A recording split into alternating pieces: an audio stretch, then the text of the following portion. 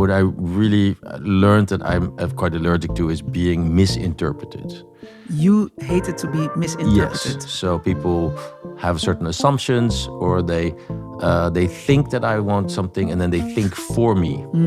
And I really don't like people to think for me. And this is probably something that comes really deep down in also in my family, and how I saw how people behaved around my parents, is that people assumed a lot of stuff that was just not true, and it leads to a lot of mistakes, because people start thinking for you, and that reflects back on you, because they think, well, that's what you want. No, it's not what I want. Welcome to Exceptionals, the podcast, a leadership podcast about the origin stories of exceptional leaders and their identity intelligence. A superpower everybody has, but nobody measures. Until now. In this episode, we're diving into the origin story of Prince Constantijn van Oranje. As special envoy of Techleap, he has become one of the most recognizable voices in the Dutch and European tech ecosystem. He is helping founders, investors, policymakers, institutions to work together and build companies that can scale their innovations beyond all borders. Welcome, Constantijn. Thank you for joining us and taking the time to talk about your origin story and the outcome of your identity intelligence assessment.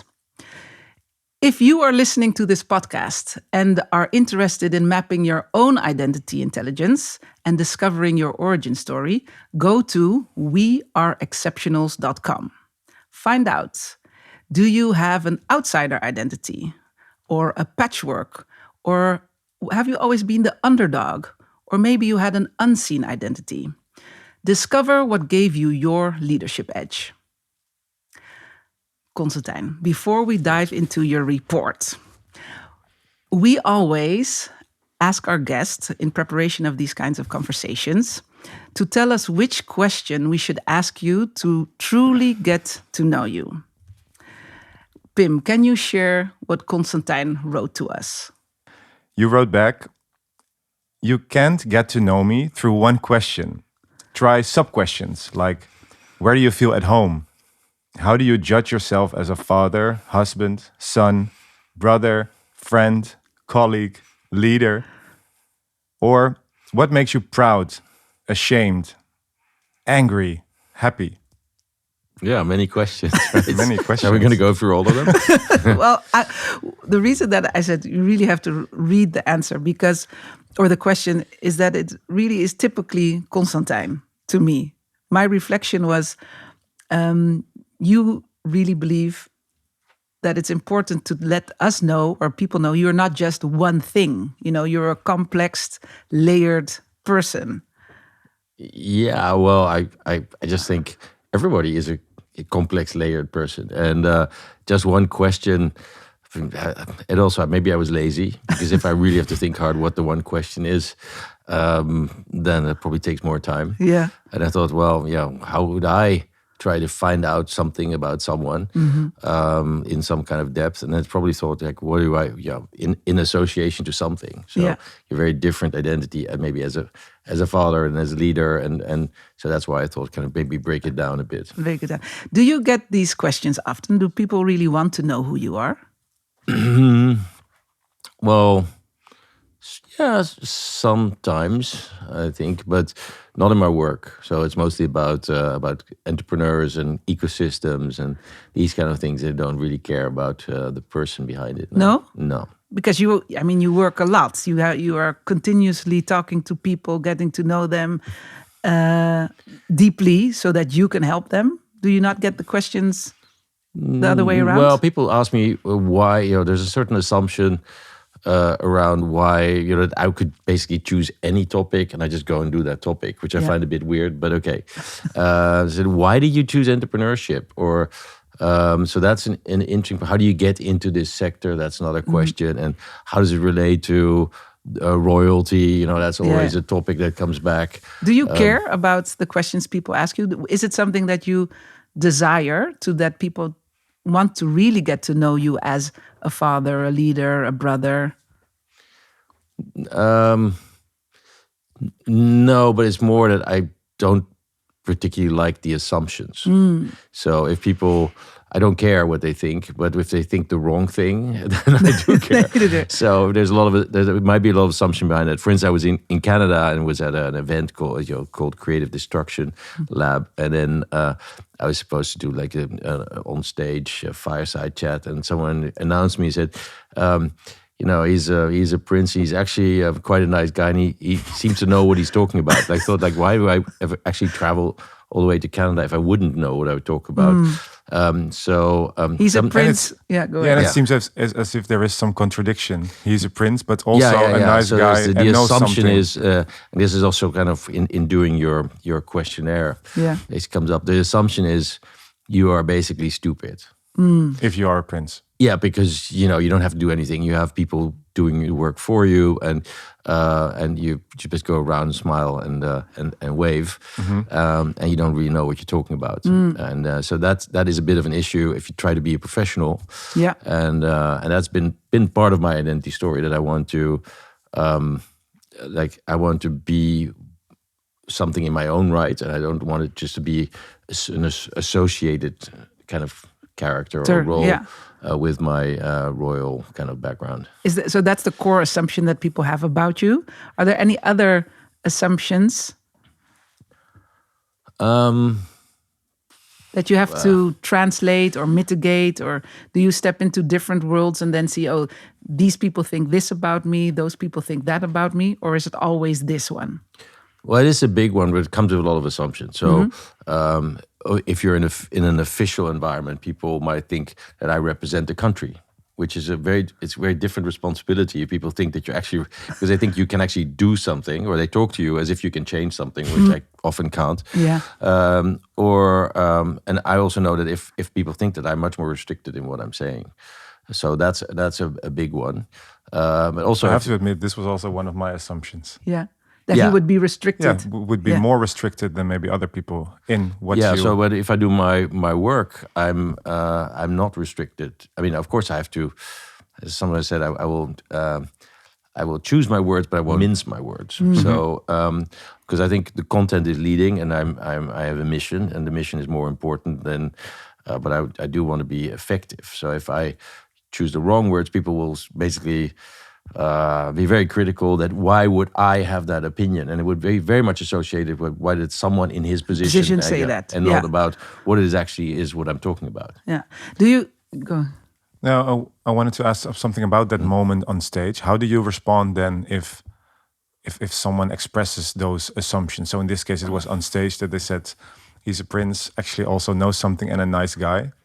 Do you make a comment on this, or you just... Yeah. No, I can't. I mostly make a joke. I mean, I think it's hilarious, actually. Yeah. So often these things are pretty funny. So what did you say? Well, I don't know what I said, but it's maybe something like, "Hey guys, thanks for inviting me. You even though you thought that I was a dumb, or nice to know that I'm actually a nice guy, or something." Yeah. Okay. Yeah. You make them feel it a little bit. A little bit, a little bit. And of that long list of questions to truly get to know you, which one is the one that you like to talk about most? That role. I don't really know, actually. I'm most comfortable, of course, talking about my kind of the professional life, and I'm quite okay with talking about how that relates to the royal part.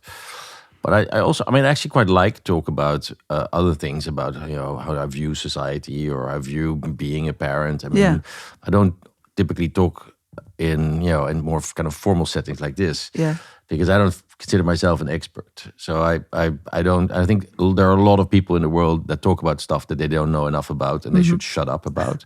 And I think we have an inflation of opinions, and I don't want to really contribute to that. So I do try to restrict myself to the things that I think I know something about. Yeah. And which of those roles would you find uncomfortable to talk about? Father. No, brother, I'm not. son. No, I'm not uncomfortable talking about Anything. No. any roles. I think no. But I think this already says a lot about you. Like you're not uncomfortable. You can ask me everything. There's no limits. You will choose your words, but you will not censor yourself. I think that says a lot about who Constantijn is. Yeah, but it's not always been like that. I mean, I think I when I was young, I was a bit more shy, and you learn to speak up. You learn to take a position. You then understand, hey, wait a minute, I can be silent, but then somebody else makes the point that I wanted to make, and I thought it was not the most intelligent point, and hey, I could have made that too. So, and it's actually stepping into roles where you thought maybe that was one level out of the comfort zone. So actually, for me, a lot of my career moves have been. I was actually comfortable in the place where I was, but I went to something where I was less comfortable, and it taught me to have more confidence in who you are, who I am, and what I in these different roles, and that's been my learning experience. Yeah. Okay, well, moving to the first outcome of your assessment, I think it ties a little bit to what you were just saying about the different worlds that you come from and have been in. So it points to you as having a patchwork identity as your starting point. Yeah. How did you know what the patchwork identity is? I know you read your whole reports, but to give a little bit of background information, so the patchwork identity is formed by fitting into many worlds, but fully belonging to none. So maybe you grow up between cultures like I did, or subcultures like you did, code switching at home, at school, at work, often known for one part of who you are, but never truly seen for your wholeness. And that's how patchworks develop a strong drive for creating a sense of belonging for themselves, but also for others. And a special gift for translating and connecting and creating connection across differences. Did this origin story, as described in your report, resonate with you? It resonates completely. Yeah? I mean, I think my strength is bridging between private and public worlds, between the individual founder and the strategic, the system. Yeah. So it's between small, big. I think that is my strength, and I can quite easily adapt to a very formal environment, though that's becoming more and more difficult. But for instance, this week, or I think next week, there's a state banquet, and I have to kind of dress up again, and then do the princely thing, and that's okay. I can actually switch. You could switch. Yeah. So I do realize that's an asset. Sometimes I have the imposter syndrome, because then I've also in my work, I'm not a tech founder. I had a company, a very small company, but actually I know it's not my strength, and I don't have the rigor that these founders have in building a company. It's not your strength. Well, being entrepreneurial, yes, but being a tech entrepreneur where you have to be very, very rigorous and very growth oriented means that you continuously will be confronted with process and how you deal with process and how you deal with people, and that's not my thing. And is a learning. Yeah. Like, can you be that person leading an organization that is focused on entrepreneurship, and while you're not yourself an entrepreneur? And So you really you learned, I think, from an early age, if you have a patchwork identity, that you are a connector, right? Going back to a little bit the origin, how was it to be you in different worlds? And what were those different worlds? What were those different worlds? How were you seen?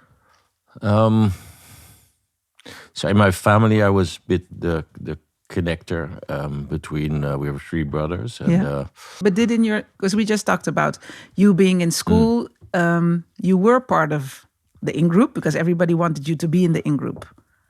It was easy. I always said something about the assumptions underlaying also the book and the questionnaire. And I think I have a bit of an exceptional case because I was people wanted to be associated with me but I felt that it was not always authentic because I felt people might want to be associated with me, and this was very much linked to when my mother became queen. So before I didn't have that at all. Okay, but then I felt. How old were you? I was 10. Okay. Yeah. Yeah. So then I went to secondary school, and then I felt, hey, wait a minute. And I also went to The Hague, from our little town in Baren to The Hague. And then I suddenly felt that people are looking at me not because who I am or what I am, or more what I am than who I am. you are. Yeah. How could you notice? How did you notice this? I don't know. I just got very sensitive to it. So maybe I was also trying to seek that out in people, that they were, they didn't, and they probably didn't notice that at all. No. And I really consciously remember that when I went to university, I took a gap year, and it kind of helped me as well. When I went to university, I said I should not judge people on their first impressions of me, because they were probably going to be nervous, or a lot of people, especially in the Netherlands, they don't want to show that they are impressed by the name or whatever. So they will maybe behave in another direction. Hard to get. Or Yeah. like very, and I immediately feel that. And I could dismiss those people, say, you're not authentic, you're not interested in me as a person, but you are behaving or adjusting your behavior to me. And so I deliberately kind of decided to not judge people. Yes, to postpone judgment. Okay. So after a month you still don't behave kind of like Free, a normal yeah. human being, then my judgment would come in. You saying, I would not judge people on their adaptation of dealing with me. Because that's kind of, I think in a lot of cases, people do that, right?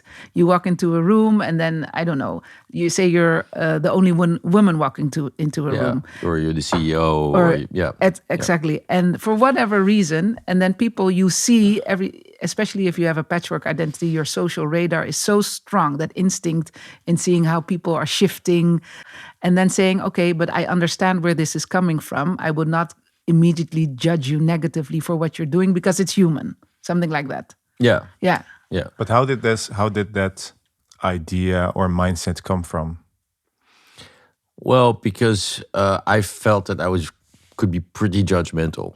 So I would, if I noticed that people were kind of not authentic, or were trying too hard, or trying too hard not to be seen to try too hard, then I would immediately dismiss people. Okay. And I thought that was not fair. And I came to university and knew nobody, and I thought, I had to take a more open attitude towards. But how did you realize it was not fair?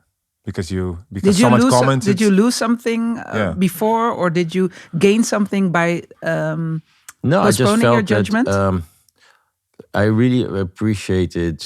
I think people that were not so judgmental, and I felt that that was something I could improve on. Okay. So and also, I mean, it's just by being aware of how these things work. You see that people are like that, and they actually adjust once they get to know you. Yeah. Once you acknowledge that, then maybe you shouldn't judge too fast. And how about your own authenticity? Do you feel that you can be your authentic self? I don't know if that's such a nice person. No, I don't. Why is that not a nice question? I think I can be my authentic self, but it's not. Let's say it took also quite a time till I found out who I actually was as a person.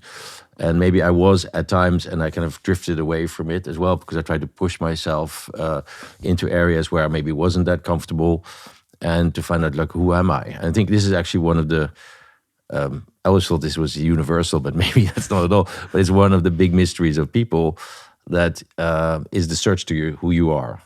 And not only your identity, but also even physically, your brain doesn't control your body. And I think it's super interesting that you have these different systems that are figuring out all your life, like, who am I? Like the brain thinks, like, why is the body doing that? And the body thinks, like, why is the brain doing this to me? And then there's this kind of third thing is like, all of this person, who are you, and why am I reacting this way? Yes. But you did a lot of self-exploration. I think that's also kind of a habit. Well, I'm a father of 3 kids, so you get forced to do that because you get sometimes you get outraged about something. And you think, why is a little kid kind of pushing me to the edge? Yeah. And then it's always something that is kind of triggering from your past. You find out, okay, maybe it undermines your authority, or What are the? Can you name Some things that some triggered things you? that you triggered that you learned about yourself?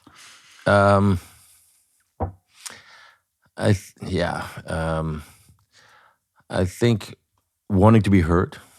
So and being what I really learned that I'm quite allergic to is being misinterpreted. You hated to be misinterpreted. Yes. So people have certain assumptions, or they think that I want something, and then they think for me. And I really don't like people to think for me. And this is probably something that comes really deep down in also with my family, and how I saw how people behaved around my parents, is that people assumed a lot of stuff that was just not true, and it leads to a lot of mistakes, because people start thinking for you, and that reflects back on you, because they think, well, that's what you want. No, it's not what I want. No. So But that's, what do you want to say? No, so I wanted to, but no, I wanted to say, so it's probably underlying that they didn't see you for who you truly were. Well, that's maybe not that important. It's more about seeing the wrong me. Wrong me, exactly. And because I don't even know who the real Constantijn is. I mean, at that time I didn't. No maybe one knows it. No, so it was more about that is definitely not who I am, okay. or not who I want to be. And this is why I think this is so important that people realize that even though you can look totally different, like we, Yeah. Do we? I mean, maybe the hair. Yeah, That's you're it. jealous of your hair. But so we are totally different from the outside, different background, upbringing, lived experience, etc. But we both have a patchwork identity in the sense of belonging to many worlds, but not fully to one. And you develop this strong sense of understanding where people are coming from and how they think, because you notice patterns. Yeah, and that, I think, these assumptions. This is something I find quite interesting, because they are very colored by the other party who has the assumptions, right? And with me, it's because they know that I'm of royalty, then that immediately colors their assumptions. That's the way. I mean, even the way they observe, or so very often there is a wrong assumption, and they remember that very strongly, because they're not. It's a bit unfair to say, but that when you meet someone like who is a well-known person, or in this case royalty, then people tend to remember that. Yes, I don't remember that much, but then they remember it, but they log it to certain experience or certain expectations they might have had. And and I do come across people and said, but I knew you when then and then it just cannot be true. Physically, I was never there, and then people still have that memory and still have or assumption about my parents, or and I think I just find it really interesting how people construct memories and or ideas about someone. But which is a total mix of the person themselves and what they observe and who the real person is. But it can be quite different. Okay, yeah. Interesting. Do you have another question, Pim? Probably you have another topic you wanted to go to. But I'm curious, how are you with your own assumptions? Yeah, I mean, this is a really good question. Because, and my wife keeps telling me, the assumption of the mother of all screw-ups. So it's really important to keep challenging your assumptions. So I try to do that. How? But what's one? Can you name one that you used to have and that you challenge yourself and figure out, different? It is actually pretty continuous, because I mean, you have assumption about everything, and then you only realize later that it was an assumption, that it was not actually an observed fact, or well, I have a lot of assumptions about myself. I told already, but I'm not a tech entrepreneur, and I'm still leading. So my assumption was, what Techleap needs to be owned by tech entrepreneurs. Just simply doesn't happen in the Netherlands. Or we're not like in Sweden, where or in the UK, where actually what I do is led by entrepreneurs, and they keep telling me, say, well, we love what you're doing, but it's your problem and your job, and we're building companies. So and our job is not to lead an organization like Techleap. Yeah. And so you do community building, you do advocacy, you do all that stuff, because that's your business, and you are the founder of that business. Yes. So you should and you should behave like one. And my assumption was every time, no, I'm just doing this because you guys don't step up. But in fact, they told me, no, You are the founder. You should be proud of what you've built, and it's not doing it for us, but it's your own. Yeah, it's your own business. Is there someone who helps you with challenging your assumptions? As I said, my kids. Okay. And no, I don't have someone like I've formally kind of appointed to do that, but I hope to collect people around me. Yes, but I meant you about do. your self-assumptions. I'm just thinking, I have a friend, for example, who I wrote a book, and I thought I can never write a book, but she would be always challenging me on these things, like, why can you not write a book? I think you can. So I was curious if there was someone in your life who would be this person. I think you do that by just who you are, because we also asked you, has there been kind of a breakthrough moment in your leadership? And so you have this identity advantage, but you developed a lot of range during the year. We can see that back in your report. So you are, this visionary translator. That's kind of the archetype that you step into easily. But you're also really good at creating environments where people feel safe enough to challenge the status quo, come up with crazy ideas, and be innovative. So that's kind of the innovative harmonizer. You're also a very outspoken challenger. Why are you laughing? Innovative harmonizer. I want that on my shirt. Yeah, I'll get you one. The outspoken challenger, you dare to be and diplomatic and, disrupt the status quo as well. And the intuitive fixer, I think that's the latest archetype that you've just stepped into by saying, hey, I am going to be the founder. And we asked, what was your breakthrough in this journey? And you said it is always by stepping out of your comfort zone. Could you share a little bit about that? Yeah, so I first basically did an internship at the European Commission. Then I was asked to join the cabinet. And cabinet for me that was a Commissioner van den Broek, was like a big step, because the cabinet are people that are really close to power, and you're basically in between all the civil servants and the politics. So I just went for it, and it was a really interesting job. And then what topics was this? This was mostly international relations. So because Van den Broek was the foreign affairs commissioner. But in the commission, you also cover other things like transportation, internal markets, these kind of things. And then, but I felt like I don't want to stay in government. I want to kind of step into business. So at least explore that as well. So I went to business school. And then I suddenly had to do all kind of quantitative stuff. I didn't use Excel before. I went to MBA, and suddenly, so that was a whole new world. And I got into management consulting.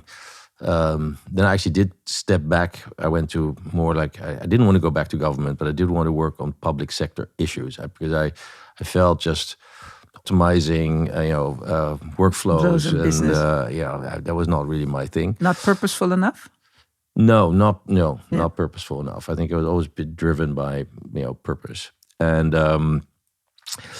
then, I became, when there was an opportunity to become director of something or leading it, and I'm more of a content guy. So when I was very comfortable with content and working on substance, and then being a responsible manager, kind of always felt like not your thing. adding much, zone. right? No. So actually, I learned that was actually also very interesting. What was interesting about managing? Well, there's if you're in a positive sense, right? It's different than crisis management and stuff. But if you're leading a team and the team works well, there's the people side that functions. So you can get people to get more out of themselves, and you had the team to have a good working environment. And I really try that every organization that I lead is the best working experience of someone who's there. Yeah. And that only works if all the factors are right? It's not, and if it's a crisis, then that model is hard to sustain. But and what factors can you as a leader influence? So what helps if the money is taken care of, because that's a big problem always in organizations. So and if you work for government, obviously that's not a problem. And it also helps if you are very mission aligned. So working on a mission means that you have less attention to how everybody does their job. It's more because they know what they want to get out of it, and then that these things fall more into place. You basically, as a leader, you just have to kind of shape that and create the right framework conditions. And that's different than if you want to set something up and you have to kind of really figure out how all the roles work. That's easier said than done, because you said basically that's just managing the people. But looking at an organization like Techleap, which you are leading, you have an enormous, diverse group of people. Putting them together and managing them, and getting them all in this idea, this is the mission that we are trying to achieve.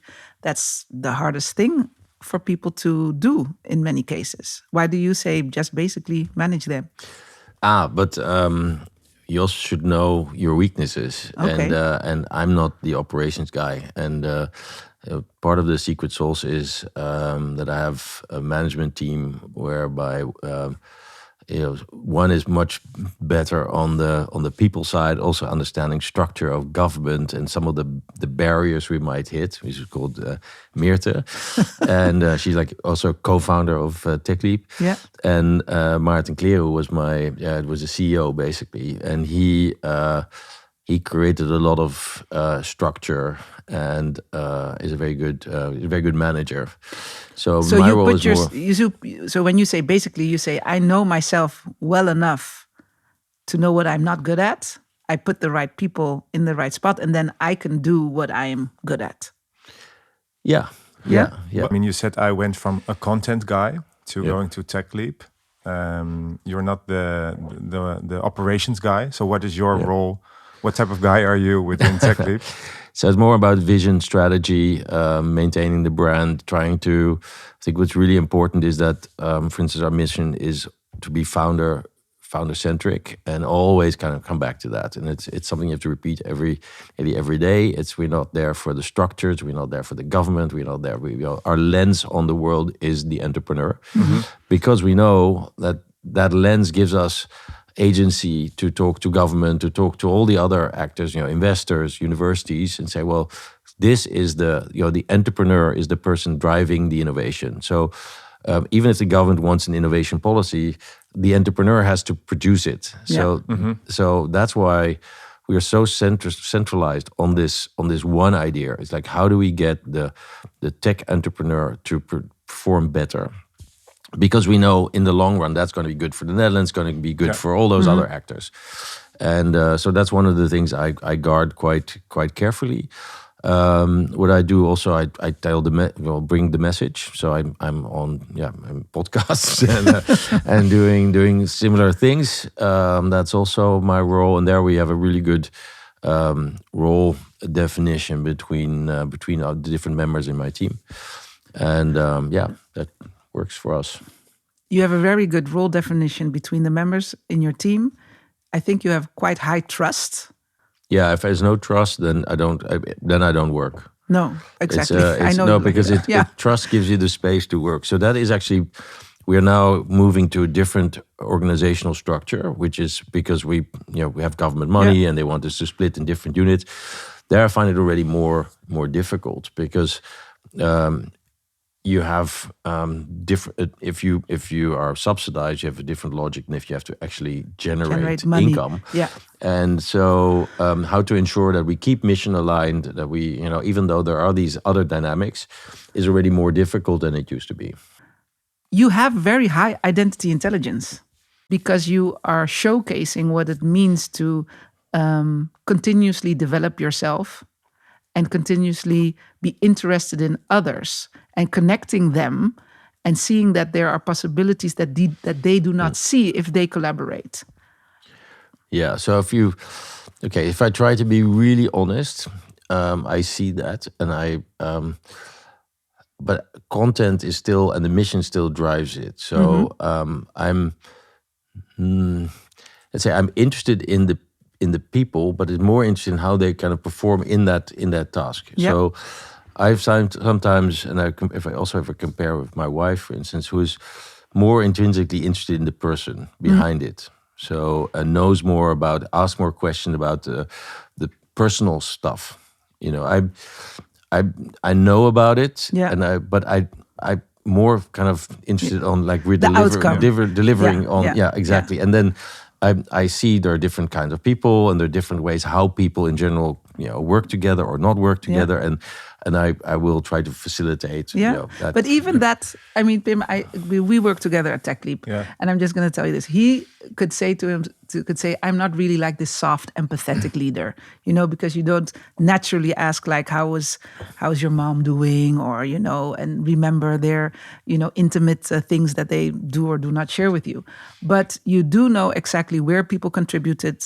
You know where they needed help if they could not make a goal or work together with something. You're very outcome driven because you have this drive. He has a drive for the mission, and but you also know that the empathy is necessary, so you get people in. So that they create that. But you remember we had this conversation around bring your whole self to the office, which was very much at the time the thing we were trying to do. But I also said, well, I don't want to bring the whole self to the office, and I don't care about the whole self. And I care what people want to bring to the office and what they're putting to work. So if people decide that they don't want that, then that should be fine. We should not force people to bring their whole private life. And I grew up, you go to the office, you wear a suit, you follow the norms, and you leave everything at home. Basically, that's how my first job was in government. You don't share anything that's connected to your personal life. Very limited. Worlds. Yeah, and then there was a lot of sharing, and then there was a lot of backlash because it was the work was becoming far too informal, and it's kind of always a back and forth. But I think. I definitely are interested in how people perceive their work environment. I think people are the most important thing you have. So you have to make sure that people feel that they are empowered. But I notice with myself that I'm not that motivated to really want to know everything about somebody's private life. But I think this was your compliment as well.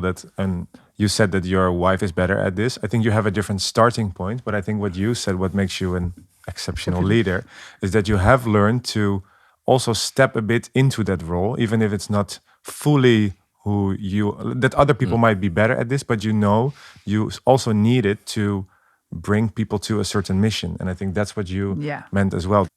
Moving to the final part of this conversation, is there anything that you would like to ask us? Yeah, I mean, what are you getting out of this book? I mean, I think because the basic premise I fully subscribe to. I think everyone has some superpower, and finding that is really important. And also, I really like that you found a different angle on DI, because we were, it became very politicized, and I think what you've done is shown that it's not really about categorizing people, but it's about finding strength in people, and overcoming some of the barriers that you've experienced, and making them into your strength instead of your weakness. So I really like what you're writing about and what you're doing. And I just was wondering, how is this now landing? I mean, what's the response been also in the more traditional DI world? I mean, how do they view you guys? I think you should take this one. Yeah. Well, I think for me, the response has been overwhelming. What I'm hearing back a lot is that people say, I already intuitively knew this about me, about the system, but Ingrid, you gave words to it. So finally, it becomes language that we can use within teams and organizations in leveraging collectively our differences and using them as an asset for growth and innovation, instead of trying to mitigate it and having to manage the fact that we are different. And that feels empowering. And the next thing, this is the book, and it's all on a page, but it has to be brought into real life. So I have developed a leadership development program where the intention is to have exceptional leaders understand better the framework, the language, bring it into their teams, into organizations. And ideally, we have a system that's not designed on sameness, but that it is designed on unlocking the power of what makes us all human, our identity. So last episode, we had Corinne Aaron. And she was wondering, or she told us that innovation comes from diversity in mind. And she was wondering, how do we create this mindset today in elementary school? So how do we give our kids this mindset of, or this diverse mindset? Yeah. As you were asking the question, I was thinking, okay, where is this going? But then the elementary school thing is very specific, and I actually think that kids have a lot of that, and that we as grown-ups and also as educators are basically maybe destroy a lot of what is there. We are forcing frames on kids that they don't have. The kids are genuinely curious. Yeah. So they're curious, and we try to take the curiosity away by saying this is what the reality or the truth is. So enhancing curiosity, teaching kids that also a lot about themselves. I think that's the most important starting point. If you start to understand yourself, it's much easier to understand the other. But create that, nurture that interest in the other. Why is the other different, or why they have a different perspective on things, and why that is not wrong, or why you don't have to put a value to it, but basically just say that this is an important way how we as human beings should be working together and living together. But curiosity is probably one of the most important things. But would there be something you would want to change to the Dutch school system in order to enhance that curiosity? Breek me de bek niet over. We would say in Dutch. No, I think there's a lot we can do to the education system to educate our kids to be much more curious, to be as they develop, that they have access to many more inputs. I think our education material is really has not progressed at all the last 40 years. And whilst there is so many new methods and material available to those kids, I would really hope that we manage to get also that content into the schools and different thinking about how we educate and also how we test. I mean, the whole testing system is it really determines how kids experience schools, instead of making schools places where they can experiment, where they can learn, where they can work in groups and basically learn skills that they really need in real life. In real life. Bring that innovation to the school system. Absolutely. And also allow the teachers, give them much more autonomy. I think the teachers in general are really, really very driven people, and they are educators, and they are basically bogged down in bureaucracy and in all kinds of frames that are not helpful. Okay. Thank you for that answer. In our next episode, we are speaking to Aniek Mantua, the director of Pakhuis de Zwijger. What's your question for her? What would you like to learn from her? Yeah, so great what they're doing. I mean, it's a great place to have dialogues and debates and shared ideas. But how do you get it from the Pakhuis de Zwijger back into the city or back into society? How do you scale like that dialogue? Yeah. How do you make sure that, you could call it the bubble within Pakhuis de Zwijger, becomes a bigger bubble outside of Amsterdam? Well, also in Amsterdam. So I think the people that go to the Bali or Pakhuis de Zwijger, these places are already pretty predetermined. I mean, and it's a relatively small insider group, even though it can still be diverse. But I think it becomes really interesting how the thinking that's happening within those walls also gets out of the walls and really impacts society. Great question. Thank you very much for this conversation, Constantijn. Thanks. Thank you. Thank you for listening to this episode of Exceptionals, the podcast, produced in partnership with Seithof Media and Stamped Studios. If you're interested in learning more about identity intelligence, go to weareexceptionals.com. Thank you for being exceptional.